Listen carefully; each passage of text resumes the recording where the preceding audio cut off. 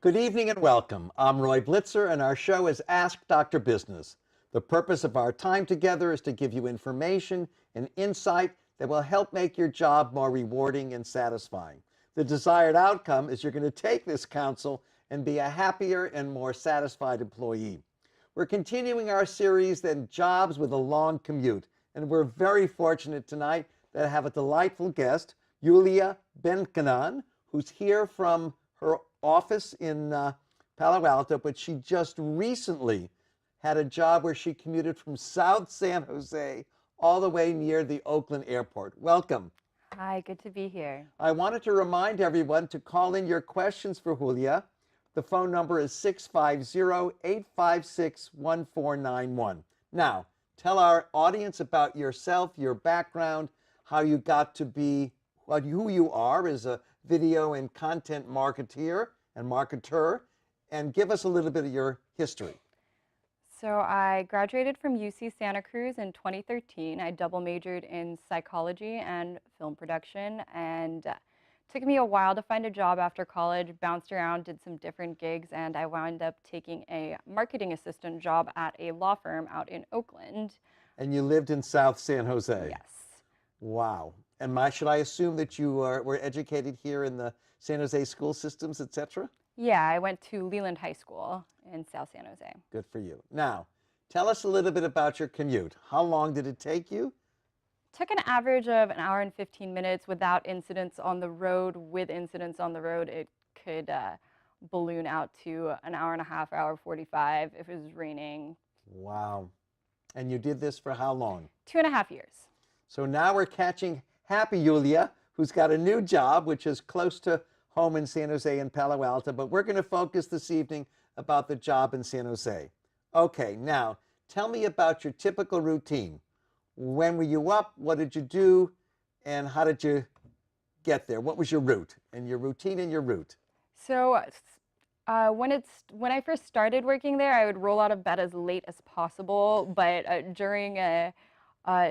somewhere during my tenure at that job, I somehow got it into my head that I needed to become a runner. And so I started my last probably year there. I would wake up at like 6:15 in the morning to go on a run, and then get ready, go about my morning routine, deal with all this hair. Your toilette, as they say. Yeah, and to try and be on the road by 7:45 to 8 in the morning with varying degrees of success.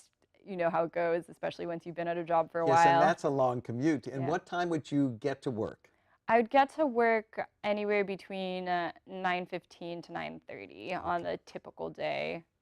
And would that be acceptable, unacceptable? Would you miss? When would the normal people get in that didn't have such a long commute? A lot of the folks that had client-facing jobs and that were local would start in the 8 to 8:30 range. Gosh, okay. My boss wanted me to start at 9 or earlier. It was an ongoing conversation between the two of us, but ultimately I couldn't often make it in that early because you really have to be on the road by 7:30 to make it in by 9. Okay, so you have quite a big routine in the morning even before getting to work. Yeah, and then my route would usually be I would take Almaden Expressway to 87, 87 to downtown San Jose, and then downtown San Jose I'd get on 880 and take 880 all the way up to 98th.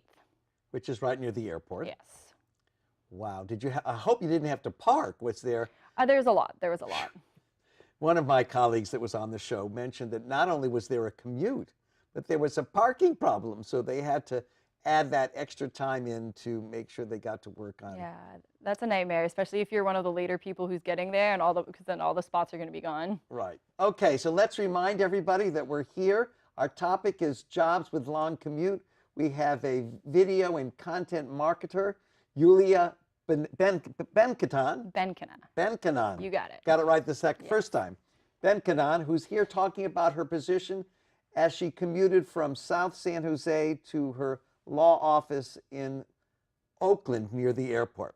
Okay, so you're there about 9 o'clock. What would you do typically on that route? Would you listen to books, listen to radio? How would you spend your time? I would listen to music. So I really like music, and I'm one of those. Not 96.5. No radio. No radio. Oh, really? Yeah. I'm kind of a relic in that I still own an iPod Classic. I feel that I have about 8,500 songs on there that I would shuffle through, but I'd still get bored and have to like constantly be adding new music, be listening to it so many hours a week. We talked a little bit about the concept of getting tired or getting sleepy. Did you listen to upbeat, perky music? You couldn't listen to too many ballads, I don't think. Unless they're the sing-along kind of ballads that you can belt it out to. That's an interesting concept, a sing-along ballad. And how long would that, I guess it'd be unlimited. Yeah, it's unlimited. And then for my commute home, I would usually catch up with friends or family in the evening. And you had a phone that had a hands-free or a, what do they call it, voice? I have a just speakerphone. Speakerphone, right. Yeah. And that was no problem at all. I got pulled over once for skipping a track on the iPod. I never got pulled over for the phone. Interesting. I did not get a ticket. I talked my way out of it. Well, good for you. Okay, so here we are. You're at work. Did you find your productivity was somewhat hindered by anything that went on the trip, or were you able to sort of decompress and get started going right away? When I was newer at the job, I would be so excited to get there, and like it was still fresh and it wouldn't matter as much. But as time wore on, it really, like, if I had a bad day on the road, I'd be like, well, that's it. I'm done for the day. I did all my work. Well, I think that's an honest reaction, and that's the way I would react. Yeah. If you have a bad experience, if someone treats you poorly on the road. We didn't prep for this. Did you ever see any road rage? Did you see people ever go ballistic on the road? I saw the weirdest thing I ever had happen to me was some guy who was driving a truck, not like a big truck, like some kind of like smaller delivery truck. Got mad at me for something, and he followed me down the road for a while. Oh, jeepers. And I cut like back behind him to try to see if I was like being paranoid and he was actually following me. But no, after I went behind him, he went behind me. So he was definitely like following me. Did you lose him like they do on TV? He eventually went off the road. I think he had to. He was at work since he was a driver. So I'm assuming he had to actually deliver something and couldn't terrify me my entire commute. But there was a moment where I was like, do I need to call Highway Patrol? Is this man gonna follow me all the way to San Jose? Probably not. It's such a long way. Well, one of the things I wanted you to tell our audience about is the concept of how this particular long commute impacts your social contacts, both the work team situation and post-work. Talk a little bit about that, because you may be the first person that's mentioned that when you have a long commute, if people are hanging out after work, you're not going to be able to do that. Yeah, it really cuts off your ability to socialize with your coworkers. Like if your coworkers are planning a hike on the weekend, you're not driving all the way over there on Saturday. Right. If there's a company happy hour, staying for like 45 minutes to maybe an hour max. We have a caller. Eddie, this is Dr. Business. How can I help you? Hello there, hello there. Eddie, are you there? Hello? Yes, I can hear you. Why don't you pull out your question and we'll see if we can answer it. Hello? Yes, we can hear you. Eddie, ask your question. I think we're having some technical difficulties. Oh, okay. I hear you now. Okay, what's your question, please? Okay, so I've only experienced the mild version of these long commutes, and I already dread it. And I dread going back to the Bay Area and working and having to commute all the way like from South San Jose to like Oakland or San Francisco. And I just wanted to get some insight as to how people make their commutes more bearable, because it makes me want to tear my hair out. Thank you. I like that question, and I'm pleased to have our delightful colleague answer it for you. Go for it. Well, Eddie, listening to a lot of different kinds of music and keeping your playlist fresh keeps it bearable, and using the time to catch up with friends and family on the phone safely in a hands-free way that doesn't get you pulled over can really help. And having a mug of tea for the road can also be nice. We didn't talk about that, whether you get yourself caffeinated in the morning. On my end. Did you hear those answers? She gave some very good advice. Hello? Yes. Is there anything else we can help you with while you're on the air? Just tell the good people, thank you, and have a good night. Thank you very much, and forgive us for the difficulty we were having with the communications on the phone. Your question was a good one, and I liked your answer. If I can think a little bit about my time as a commute, I would try very hard to do a little bit of sort of, not meditation, but to clear your mind, to sort of go there with a fresh perspective that here I am on the road, I'm going to make a very positive attitude kind of situation. What do you think about that? Do you think that would work? The attitude definitely makes a difference. Okay, good. Well, let me see if we can try someone else with the phone and maybe have some better luck electronically. The phone number here is 650-856-1491. I'm Roy Blitzer, and I'm here with Yuliya Benkhina, who's talking about her life as a commuter from South San Jose to Oakland Airport, almost downtown Oakland. Talk a little bit about the advice that you'd give someone should they tell you they were thinking of making a long commute. Don't do it. Don't do it. I mean, it's not that simple. I understand that life is complicated. Sometimes you have to take a job, but it really takes away a lot of your time that you have to spend with your loved ones, and you never know how much time you have with your loved ones. That's true. I was very impressed with the concept of people that have very high social needs, that want to be part of a team at work and do team building. That's very difficult. You brought to light some interesting things from a manager standpoint, not to plan activities at the end of the day so people could all attend, or not plan activities on a weekend so the people who live an hour and 15 minutes away could come. Now, one other thing, if they decided to take it, do you think there's a limit about how long they should give it? You gave 2.5 years at that job, which is a long time. Talk a little bit about loyalty and expectations for the company in terms of how long they really think this long commuter is going to hang in. I think that there are some people that stick it out for years and years, but ultimately you should know that if someone's commuting and they have no plans of relocating, they're not going to be able to take it for that long as an employer, and you should be understanding about that. And as an employee, I know, like for me, I'm a very loyal person, so it was hard for me to leave, but when you feel like you're burned out on it and you can't give it your all every day anymore, and really, for me, I hit that point, you have to leave then. Well, I want to compliment you for doing so, and I think you're bringing a good point that the employer, when they take on someone with a long commute, has to take expectations that it may not go on forever. Talk a little bit about the tips. You made some great things during our preparation period about how you handled the food situation. Talk a little bit about that and your organization skills. So I'm a really healthy eater, and I care a lot about what I put into my body, and East Oakland is actually a food desert, literally. That's a great expression. So it's I couldn't plan on being able to buy lunch anywhere, and making lunches during... It's too far to go to the airport, probably. Making lunches during the week is not something that you can expect of yourself. It's not going to happen. You can be like, oh, I'll make my lunches as I go, but you're never going to actually do it. So you have to meal prep on the weekend. I would make all of my, on Sunday, I'd block some time, make all my lunches for the week, put them in Tupperware, and that By like, day? Just but, like a. yeah.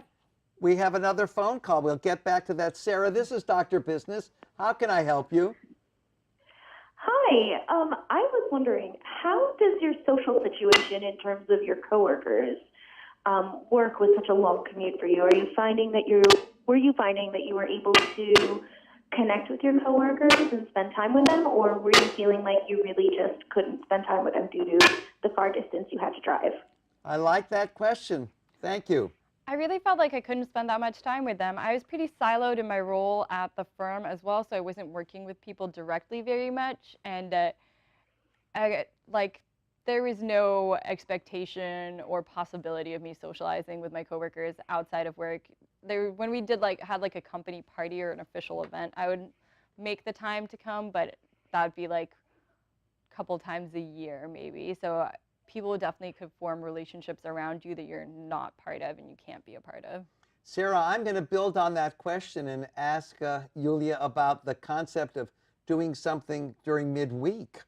Let's say someone wanted you to go to a concert or a movie.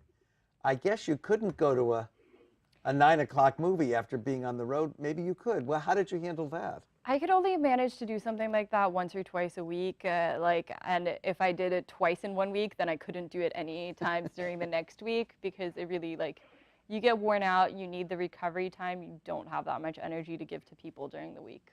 Great. And that's a negative for commuting long time. Yeah, you can't spend time with the friends that you have at home, and you can't spend time with the people that you're interacting with at work. And you can't make new friends. You can't make new friends, yeah. You can't really, I mean, you can try to date, but it's definitely challenging. I would meet people at different points on my commute. That was clever. Sarah, I hope that helped you a lot and answered your question. It did, thank you. Thank you, and best of good luck to you.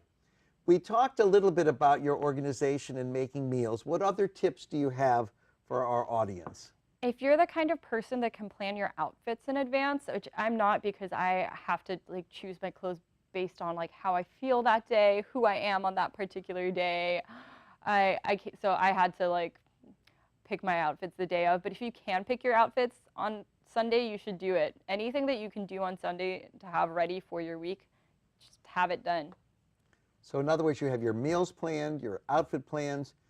Do you keep your music spontaneous, or do you get your playlist and fiddle with it when you're in the car? Because that's another thing you can do. Today, Monday, if I were commuting, I'd listen to the Mamas and Papas every Monday. I would put that song on.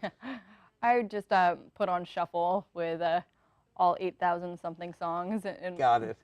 But have some spontaneity in there. But for some people, maybe having playlists for the days of the week could work too. I like that. Talk a little bit about, we've spent a little time on the negatives. Can you think of any positives of a long commute? Would there be anything that you could pass on to our viewers that would be an advantage of a long commute? Absolutely. So one of the things that I found was a really positive takeaway for me is that it forces you to focus on the things that you really want in your life. Because you don't have that much time or energy to give, you have to make sure that you are only giving your time and energy to the people. So it helps with prioritizing. Yeah. Good. What else? And it shows you that you're capable of more organization and more commitment and more time management skills than you knew that you ever were. It makes you push yourself to the next level with some really valuable life skills. I like that, and it helps build on my next question about what skills you think are necessary. I hear good time management, good organization. I would say lots of patience. Could there be a few more? Boundary setting. Ah, good. So, talk a little bit about that. So you have to be able to set boundaries with your work, and you have to be able to set boundaries with people in your personal life because of all of the demands on your time that is eaten away by your commute. So you have to be able to tell work, no, I can't do this thing on a Saturday. I'm not coming up an extra time. You have to be able to tell people that you know, maybe you've been friends with for a really long time, but you don't like spending time with them and you've grown apart, you have to be able to tell them, no, I can't hang out because you only have so much time. Thank you. I think those are great skills for those of you that are listening. If you have those skills, you may be willing to tackle a long commute. If you don't, be very sure about who you are, or you're going to find yourself in tough straits. Now, one thing we didn't talk about is energy level. You're a very high energy, delightfully outgoing, and very, what I would call, positive person. Do you think that your energy level has increased now that you don't have a long commute, or did you find that you managed to keep the same kind of positive energy going even though you had a long commute? I'm definitely way more energetic without the commute, and I have an abnormal amount of energy for a human being. I like being really busy and doing a lot of things all the time. So if the commute drained me, it would definitely drain anybody else. Now, this is just a cute little thing. Talk about the toughest commute day you had and what happened. Rain in the Bay Area. Rain. First day rain, or just like it's been for the last 2 days? Heavier rain. Ah, that torrential kind of Yeah, pour down. I had like everyone starts crashing their car. You have a accident on one highway that you're on, then an accident on the next highway that you're on, and I think my worst commute was probably 2.5. Wow. Somewhere like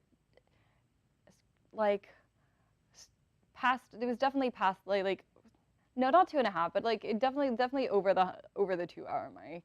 Wow, that is amazing. Now, I think this is something that have you ever been, since you had the long commute, or did you ever take a motor trip? Did you ever take your vacation and drive to Tahoe? I don't think you'd be in the car again. I don't know how people do that. What do you think? Yeah, I don't think I've been on a road trip since then. Okay, good. I went on some before the job, but I haven't been on one since. Maybe in another year I can go on another road trip. Now, talk a little bit about the car that you chose to have, car maintenance. Did you have to factor that in when you tried to negotiate your salary, or was that you're just probably were happy to get a job? I was happy to get a job. I accepted the first available offer. Don't do it, kids. Always negotiate. When I started my job, I was actually driving a 1998 Ford Explorer, which got about 13 miles Whoa. to the gallon. It was very, very expensive to do. That car gave out pretty quickly because it was old and not meant to have that kind of strain put on it. And I purchased a Nissan Versa hatchback, which is a sensible commuter car, and I still went through about 2 full tanks of gas a week, just under. Wow. Even in a little sensible commuter car. And I had to get my oil changed every month and a half. Wow, and I bet you didn't figure that in with an expense. Yeah, I mean, when I accepted that job, I didn't know anything, about anything. Well, look at you're a seasoned professional. What about tires? One of my guests came in and said that he had to get new tires every 6 months. I didn't have quite that problem with tires, but I also had a total loss accident part way through my commute, so I had a new car with new tires. Oh, wow, that's good. Yeah. Now, anything we didn't ask about this, and anything physical? Did you have any back pain or neck pain or carpal tunnel pain from holding the wheel? Any physical negativities from the commute? I think, it definitely takes its toll on your back. And Did you have one of those back braces like I wish I had tonight? No, I never did anything like that. But it definitely, there were times when my back would be suffering, and I'd have to make sure to do yoga and lots of stretches and stretch in the office and stuff to try and balance it out. Because you are sitting extra on top of already sitting for an office job. Now, did you have a stand-up desk? No. Okay, so that's the other thing that I learned from my work here is that stand-up desk for people with long commutes helps. Also, when you get to work, doing some stretches, not going right to your desk, going to the restroom, or if you have a gym, and doing something to get your legs moving and stuff like that.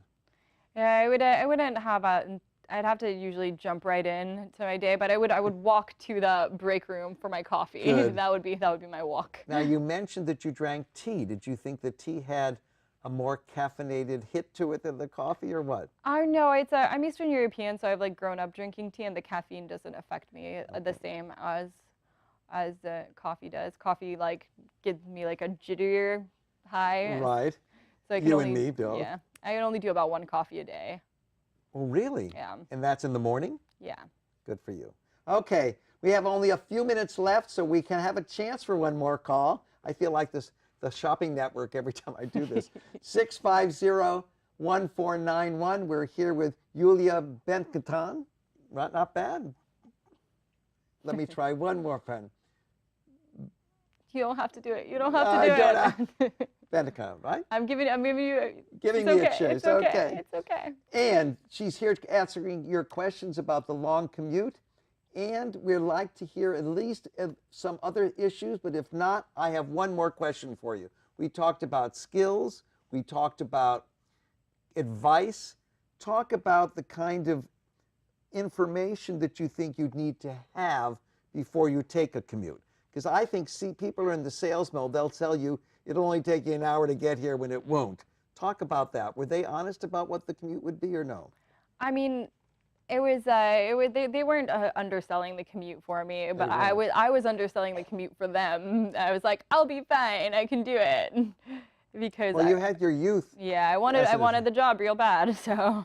Okay, so that they did not discourage you. No, they didn't. They didn't. I mean, they asked, "Are you sure you want to take on this commute? Are you sure you can do this?" And I was like, "Yes." And you gave them 2.5 years. I gave them 2.5 years, so they got a fair deal. Tell me a little bit about the new job. How long does it take you to get there now?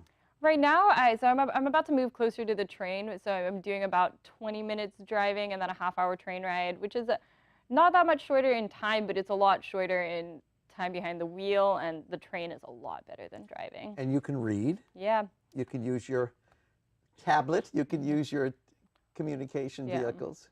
And it's just you feel like you have that time when you're on the train, that you can use it to catch up on your text messages, send some emails, do things that you really can't do while you're driving. Well, I want everyone to know that our time is almost up. I want to thank you so much for being especially wonderful guests and patient with my mispronouncing your wonderfully charming and Eastern European name. I want to remind everybody that we'll be back on the air on Thursday, June 20th. I want you to think about calling in for our new guest, as yet undecided, and we will continue with our session on long commutes. I want to thank my crew. I want to thank you again, and I want to wish everybody a wonderful June, and we'll see you then. And that's the end of our show.